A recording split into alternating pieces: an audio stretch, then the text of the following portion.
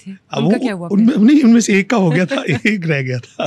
तो मुझे ये बताएं, जब आप कंपेयरिंग करते थे ये रेडियो पाकिस्तान पर जब आप काम करते थे, तो उस वक्त आप कैसे बोलते थे, जरा बोल के सुनाइए। अच्छा, वहाँ पे वो आपको याद है अपना? जी वो उस वक्त तो जो ज़माने तालिब इल्मी में ये काम किए थे, लेकिन अभी मुझे अगर थोड़ा सा आपने याद दिलाया तो मैं उससे शेयर करता हूँ आपसे। हाँ, मुझे बहुत अच्छे उस्ताद मिले। जुल्फ़िकार काज़मी साहब थे, वो थे, वहाँ ताहिर शीर मेरे साथ थे, तो ये बड़े अच्छे दोस्त भी और बड़े उस्ताद भी अच्छे मिले। इन्होंने वहाँ मुझे बड़ा रहनुमाई की, इस काम में हौसला अफजाई की। आजकल मोटिवेशन बड़ी ज़रूरी होती है ज़िंदगी में। मोटिवेशन आपको माउंट एवरेस्ट सर करवा देती है, और डीमोटिवेट कर दिया जाए तो एक सलाहियत वाला आदमी भी वहाँ नहीं जा सकता, तो इसमें कोई डाउट नहीं है। तो वहाँ पर जो सबसे ज़्यादा काम शुरू में जब सिखाया गया, हमें बोलना सिखाया गया माइक के सामने। आपको बताओ, पुराने माइक थे, उसमें वो टेक्नोलॉजी भी थोड़ी सी पुरानी ज़माने की थी, लेकिन मुझे बड़ा खुशी थी वहाँ पर कि मैं उन माइक्स पे बोल रहा हूँ जहाँ बड़े बड़े लोग यहाँ बैठ के बोला करते थे। अशफाक साहब बोला करते थे, और ऐसे बड़े बड़े नामवर गुलकार जो थे वो यहाँ बैठा करते। तो मेरे लिए वो बड़ा, वो दौर बड़ा ही मेरे लिए बड़ी एक्साइटमेंट थी उस ज़माने में इस चीज़, रेडियो पाकिस्तान के हवाले से।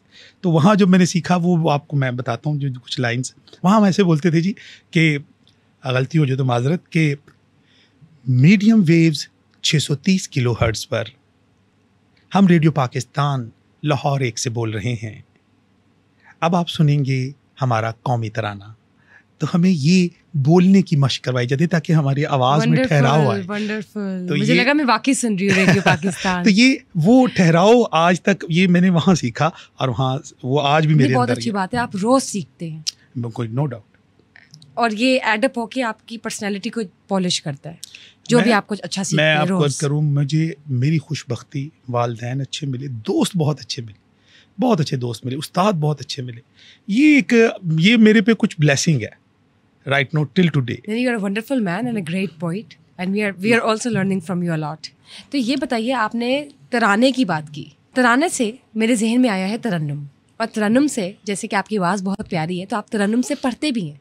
जी जी, तो ज़रा पढ़ के सुनाइए कोई कलाम।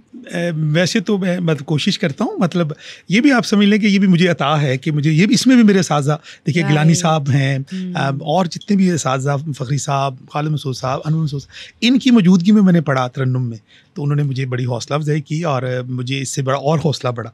ठीक है ना। तो मैंने एक पैरोडी लिखी थी बेगम के हवाले से, वो मैं आपको सुनाता हूँ कि उसके दो बंद कि ना दुख साडे फोल वे, बीवी ने दिता रोल वे, कि दसा मैं कहानियां, चपेड़ा पईयां खानियां, मंगे सी मिठे चोल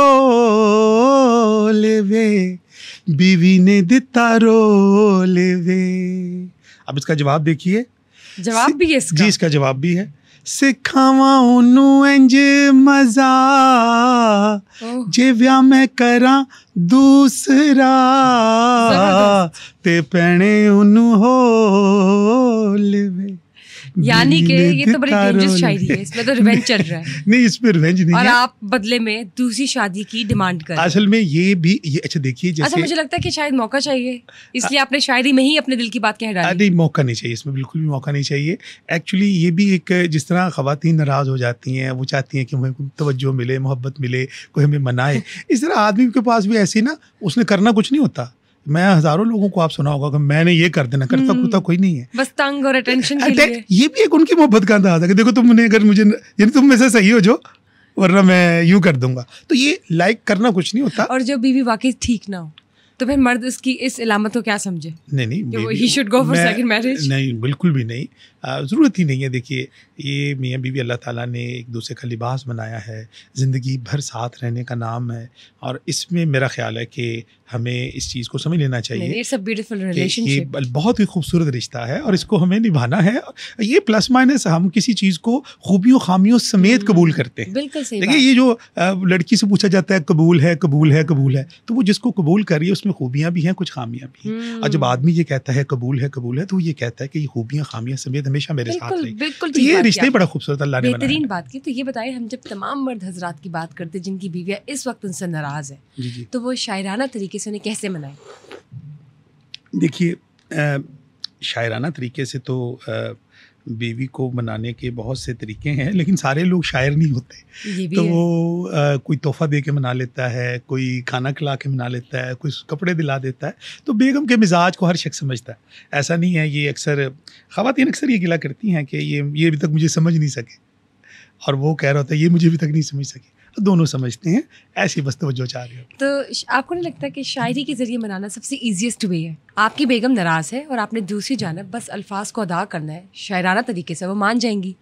हाँ, What do you suggest? इश्क, वो जैसे के इश्क के ताज़ा निसाबों सा हंसी चेहरा है, राइट राइट राइट। हाय वो चेहरा गुलाबों सा हंसी चेहरा है, उसकी आंखों को पढ़ूं, इतना पढ़ूं हिफ्ज करूं, वाह वाह वाह। मीरो गालिब की किताबों सा हंसी चेहरा है। तो आप ये भी तो कह सकते हाँ, ये देखिए, ये भी तो कहा जा सकता है ना, कॉम्प्लीमेंट करें। हैं। जी जी, ऐसे ही। तो ये जब हम बात करते हैं आपकी लिटरेचर की, आपकी लिटरेचर सोसाइटी की, आप एज एन एजुकेशनिस्ट भी काम करते हैं, तो कौन कौन सी क्लास के बच्चों को आप पढ़ा रहे हैं, और क्या उन बच्चों ने कभी आपसे डिमांड की कि आप उन्हें भी शायरी सिखाई, या कभी किसी बच्चे ने आपसे इंस्पिरेशन लेकर कोई शेर लिखा हो? जी, बच्चे लिखते हैं, शायरी लिखते हैं बच्चे, और इस्लाह भी लेते हैं। उसकी नोक पलक, उनके काफ़िया रदीफ़, जहाँ पर उनकी रहनुमाई होती है, मैं समझता हूँ मुझे ज़रूर करनी चाहिए। बतौर उस्ताद भी करनी चाहिए और बतौर शायर तो ज़रूर करनी चाहिए। किसी ने आपके लिए कोई शेर लिखा हो एज अ कॉम्प्लीमेंट, किसी आपके स्टूडेंट ने? बच्चे तो फिर आपको देखिए, बच्चे असातिज़ा से बहुत मोहब्बत करते हैं, बहुत इज़्ज़त और एहतराम का रिश्ता होता है। माँ बाप के बाद अगर बच्चे जिस शख्सियत के साथ बहुत मुतासर होता है, वो उस्ताद होता है। बेशक। तो उस्ताद के साथ उसकी वाबस्तगी होती है, और वो ज़ाहिर बात है अपने असातिज़ा की रिस्पेक्ट करते हैं और उनसे मुख्तलिफ तरीक़ों से अपनी मोहब्बत का, अपने एहतराम का इजहार करते हैं, तो वो भी काबिल कदर होता है। तो बच्चों को मैं हमेशा ये कहता हूँ, मैं अपने तालिब इल्मों को, मैं हर नमाज में हमेशा उनके लिए दुआ करता हूँ। अमेजिंग। जब अपने लिए, अपने वालिदैन के लिए, अपने स्टूडेंट्स के लिए भी उसी तरह करता हूँ जैसे अपने बच्चों के लिए करता हूँ। ये मैं क्योंकि ये समझता हूँ जो टीचिंग प्रोफेशन है ना जी, ये जो दरस व तदरीस का सिलसिला है, इबादत है ये तो मेरा तो बिलीव ये है कि और भी बहुत से काम मुझे लगता है जैसे शायद ये भी हमारी निजात का एक वसीला बनेगा। जहाँ और बहुत से काम अमल हमारे काम आएंगे, तो मुझे यकीन है कि ये जो दरस व तदरीस वाला काम है, बहुत से बच्चों की दुआएं हमारी ज़िंदगी में आसानियाँ पैदा करें। ज़रूर, आमीन। तो ये बताएं, इसके साथ साथ जब मैं बात करती हूँ मैट्रिक की, तो अभी रिसेंटली मैट्रिक के रिजल्ट्स आए हैं। जी जी। तो इस हवाले से आप क्या कहेंगे? जी, किस तरह के रिजल्ट्स आए हैं? मैट्रिक के रिजल्ट तो माशाल्लाह बच्चों के बहुत अच्छे नंबर आए हैं, और बहुत ज़्यादा, हमारे ज़माने में इतने नंबर नहीं आया करते थे। कितने नंबर? तो इस वक्त कोई गालबन तकरीबन, जो मुझे हल्का सा फ्लैश कर रहा है, मैट्रिक में कोई 1200 में से कोई 1192 के करीब बच्चे की पोजीशन भी बोर्ड की जो आई हैं, और उन बच्चों ने बहुत मेहनत की है। यानी खाली 8 मार्क्स कम है? जी, तकरीबन। तो ये फेयर रिजल्ट्स हैं या? नहीं, रिजल्ट्स ये फेयर होते हैं, ये रिजल्ट फेयर होते हैं, लेकिन होता ये है कि पॉसिबिलिटी है। अब जाहिर बात है, अब उसकी मार्क की जो ऑब्जेक्टिव सिस्टम है, उस वजह से ये सारी सिचुएशंस बन जाती हैं, और उसमें ये नंबर इतना बच्चे अच्छे, लेकिन बच्चों की मेहनत बहुत होती है उनके साथ।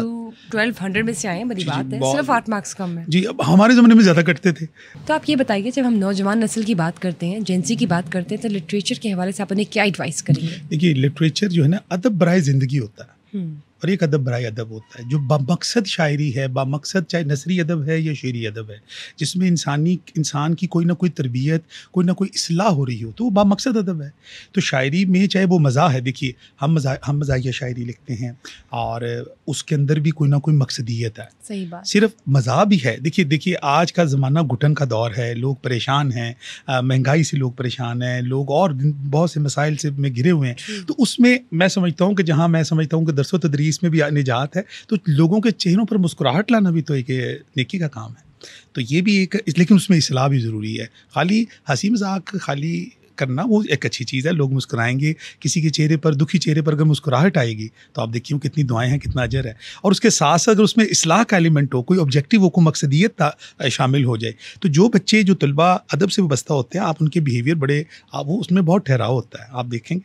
आपने बहुत बेहतरीन बात की कि देखिए, शायरी के ज़रिए हम मैसेजेस पहुंचा सकते हैं आवाम को, नौजवान नस्ल को, और उसके ज़रिए वो उस इन्फ्लुएंस के अंदर बहुत कुछ चेंज कर सकते हैं, सोसाइटी में रिफॉर्म्स ला सकते हैं। जी बिल्कुल।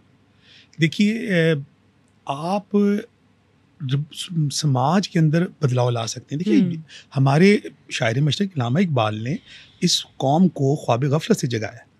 तो इसका मतलब है उनके कलाम में ये तासीर थी कि लोगों को ताकत थी कि एक नई सल्तनत आई, तो लोगों में शऊर आया। तो ये तो शायरी में ये ताकत है, अदब में ये ताकत है कि वो मुआशरे के अंदर बहुत मुस्बत असर डाल सकता है। लेकिन उसके अंदर मकसदियत का आंसर बहुत होना ज़रूरी है। अदब बहुत बराए ज़रूरी। अदब नहीं, अदब बराए ज़िंदगी, बिल्कुल वो सही बड़ा बात ज़रूरी किया है। आपने, बिल्कुल सही। और अब जिस तरह मैंने आपसे, मैं अब यही अर्ज़ करूँ, मैं आप मेरी अगर आप मज़ाहिया कलाम देखें तो आपको उसमें कहीं ना कहीं चार थोड़ी सी मुस्कुराहट के बाद कोई ना कोई पैगाम ज़रूर मिलेगा, ठीक है ना, या कम से कम इस मुल्क के हालात या कोई लोगों के किसी रवैये की तर्जुमानी होगी।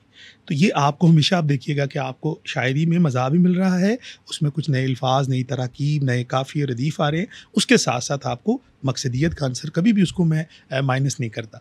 मसलन देखिए ना कि आप ये देखिए कि मैंने लिखा था कि इश्क मुकम्मल हो जाता है, बंदा खज्जल हो जाता है। वाह वाह वाह।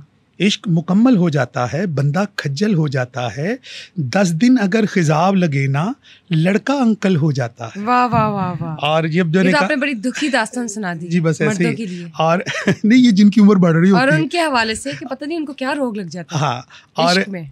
ये उसके साथ में देखिए इसमें इसी गज़ल के अंदर कि इश्क मुकम्मल हो जाता है, बंदा खज्जल हो जाता है, 10 दिन अगर खिजाब लगे ना, लड़का अंकल हो जाता है, और शादी फूंकें भर देती है, स्मार्ट भी टिड्डल हो जाता है। वाह वाह वाह। और इसमें देखिए मकसद देखिए कि जिसको ओहदा बड़ा मिले वो, जिसको ओहदा बड़ा मिले वो अक्सर पागल हो जाता है। वो कॉल है ना एक बुजुर्ग का कि लोग इक़्तिदार मिलने के बाद बदलते नहीं बल्कि बेनकाब होते हैं। तो ये जिनको अल्लाह ताला ने ओहदे दिए हैं, जिनको मकाम दिया है, उनको आवाम के लिए आसानियाँ पैदा करनी चाहिए। बेशक, बेशक। और उसकी ताकत के नशे में गुरूर अल्लाह को पसंद नहीं है। तो ये गुरूर तो सिर्फ अल्लाह के लिए, वो उसकी ज़ात को ही ज़ेबा है। तो ये चीज़ बड़ी इसमें ज़रूरी है। तो आप अगर आप मेरा और भी इसी तरह का कलाम देखेंगे ना, तो जिस तरह मैंने वो एक बड़ी आपको वो मेरी वायरल भी बड़ी हुई, मेरी पहचान भी बनी वो गज़ल कि, और ये मैंने नौजवानों के लिए लिखी और बच्चे बड़ा यूनिवर्सिटी कॉलेज में बहुत पसंद करते हैं कि गोरी नहीं ते काली लब्बे, सानू भी करवाली लब्बे, लोग परातां चुक के लै गए,